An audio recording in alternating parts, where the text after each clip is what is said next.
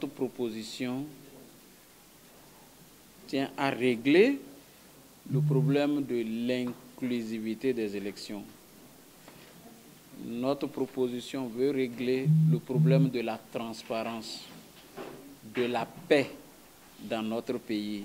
Notre proposition également répond à l'exigence de la Cour constitutionnelle qui a voulu que l'Assemblée nationale puisse corriger le code électoral pour permettre que les maires dont le parrainage est en difficulté en ce moment, pour permettre que ce soit les maires de 2020 qui parrainent ou les maires de 2026. Nous avons rencontré en audience le président de la République. Une délégation au haut niveau du parti avait rencontré le président de la République le 27 novembre 2023. Et à cette audience, nous avons évoqué certains aspects avec lui. Et par rapport à ces aspects, il avait marqué son accord, mais il fallait formaliser pour que ça devienne une loi. Nous avons tenu compte de tout ce qu'on s'est dit au cours de cette audience-là avec le chef de l'État. Il s'agissait de la transparence des élections. Et nous avons, dans notre proposition, proposé que la composition de la Sénat, qui organise les élections, qui est l'organe suprême de l'organisation des élections, soit modifiée. Et c'est l'article 20 qu'il fallait toucher pour le faire. À ce niveau, comme vous le savez, si vous regardez la composition de la Sénat aujourd'hui, c'est essentiellement la rupture qui s'y trouve. C'est la rupture qui est la minorité, c'est la rupture qui est la majorité. Donc, cette composition ne permet pas la transparence dans la gestion de l'élection. Parce que, comme vous le savez, les élections de 2023, quand nous avions demandé certains documents électoraux, la Sénat n'a pas eu froid aux yeux pour nous dire que ces documents-là sont déjà caducs. Je pense que si c'était une Sénat de toutes les formations politiques, une Sénat où toutes les formations, où toutes les tendances, je vais dire, sont représentées, l'opposition comme la mouvance, on n'aurait pas eu cette interprétation. Nous avons également constaté que dans les arrondissements, l'organisation des élections est confiée à une personne qu'on appelle le coordonnateur d'arrondissement. Et tout le jeu se fait à ce niveau-là. Et lorsque la compilation au niveau des arrondissements est faite, le monsieur coordonnateur de l'arrondissement peut se mettre de côté, changer la fiche de compilation et présenter une autre fiche qui est très différente des résultats que vous avez eu à compiler. Et les tests en vigueur disent qu'au niveau de la compilation, il faut faire 4 copies. Une copie pour la Sénat, une copie pour la Cour constitutionnelle, une copie qu'on affiche, une autre copie au coordonnateur lui-même. Mais où est-ce que les autres partis ont la copie pour s'opposer à la copie que le coordonnateur d'arrondissement lui seul présente à la Sénat? Je crois qu'il y a un flou artistique bien réfléchi et qui ne permet pas la transparence des élections. À ce niveau, nous avons proposé qu'au lieu qu'on mette notre destin commun dans les mains d'une seule personne qu'on appelle coordonnateur d'arrondissement, qu'il soit créé une commission d'arrondissement. Et au sein de cette commission d'arrondissement, il y aura le représentant de la Cour constitutionnelle, le représentant de la Sénat, le représentant des partis politiques en lice ou des candidats en lice.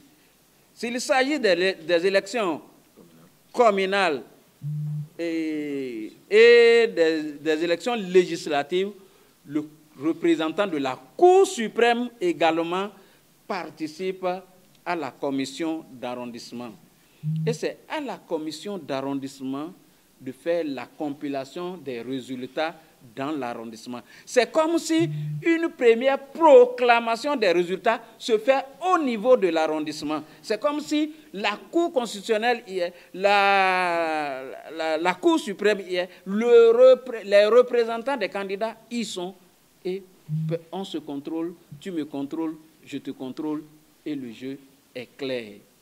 Nous avons également parlé de l'élaboration de la liste électorale. Tout se fait actuellement dans un flou total. C'est l'ANIP qui est en train de modifier la liste électorale. 160 jours avant les élections, il va falloir mettre un comité ad hoc pour l'extraction de la liste électorale. Et ce comité ad hoc doit être composé de 2 représentants proposés par la mouvance parlementaire et l'opposition parlementaire. Une autre personne, un technicien, désigné par comment on l'appelle, le président de la République, un deuxième expert désigné par le chef de file de l'opposition. Une 7e personnalité sera désignée par la société civile, ceux qui sont en charge de l'élection, la plateforme de la société civile qui s'occupe de l'élection dans notre pays. Ça fait 7 personnes pour composer ce comité ad hoc d'extraction de la liste électorale. Nous avons mis dans notre proposition d'amendement que le refus de délivrance de procès verbal par un agent de bureau de vote est une infraction au code électoral et pénal. Donc, et nous avons plus tard dit toutes les infractions au code pénal à l'élection présidentielle, à l'élection dans notre pays, devait être une infraction imprescriptible. Par rapport à l'inclusivité des élections, nous avons épinglé le quitus fiscal.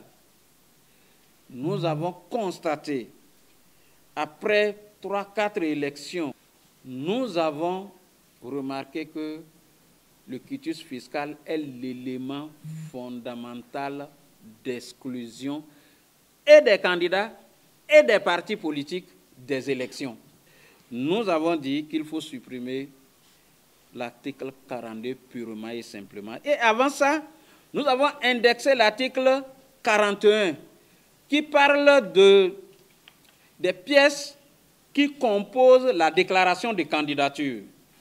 Et à ce niveau, nous avons demandé l'élimination pure et simple de certaines pièces, comme le certificat de nationalité, comme le certificat de résidence, comme le quitus fiscal, comme certaines pièces. Nous avons pensé que l'acte de naissance sécurisé ou la photocopie de la carte biométrique CEDEAO suffit largement pour remplacer le certificat de nationalité, le certificat de résidence et que sais-je encore. Et le casier judiciaire suffit pour composer le dossier d'un candidat à l'élection présidentielle. Au niveau de l'article 41, nous avons mis un alinéa important. Il y a également la question de caution électorale. Nous avons proposé qu'on soit à l'image du Sénégal et des autres pays, qu'on ramène ça à 25 millions.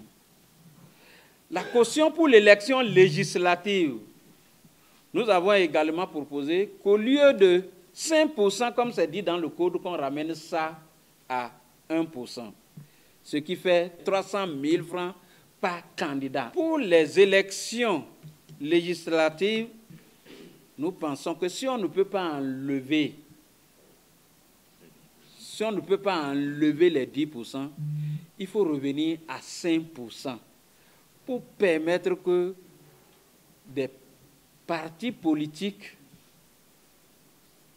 qui n'ont pas une grande envergure se retrouvent sur l'échiquier national aussi. Et pour les élections communales, nous avons proposé que les 5% soient au niveau de la commune.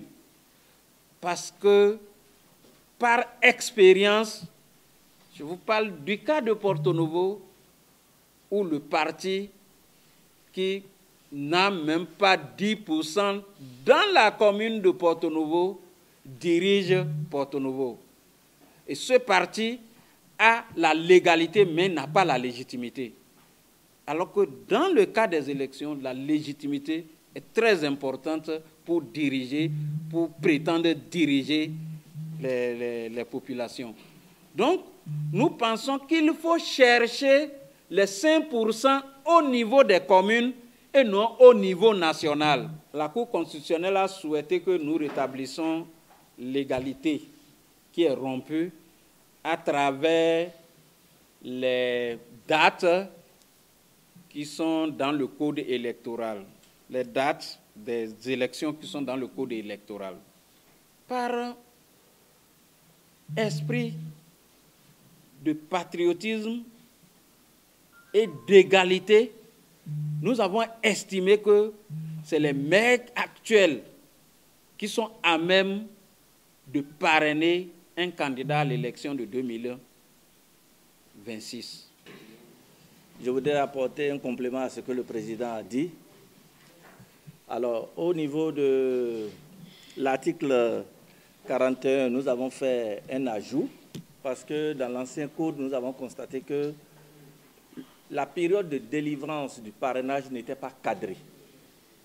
Et par rapport à ça, alors on a proposé que le parrainage puisse être délivré au cours de la période du 1er au 15 janvier de l'année électorale.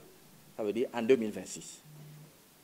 Et mieux, au niveau de l'article 135, où il est question de donner le nombre de jours,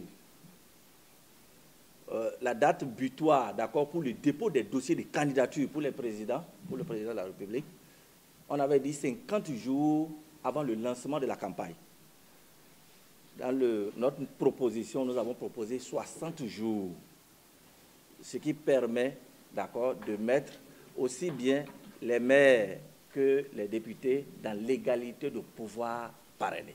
Et au niveau de l'article 49 de la Constitution, on devait adapter l'article 142 du Code électoral, où il était question, au niveau du Code électoral, de 5 jours pour organiser les élections en cas d'annulation. Or, dans la Constitution, il était question de 14 jours. À ce niveau, nous avons proposé 14 jours pour mettre le Code en conformité avec la Constitution.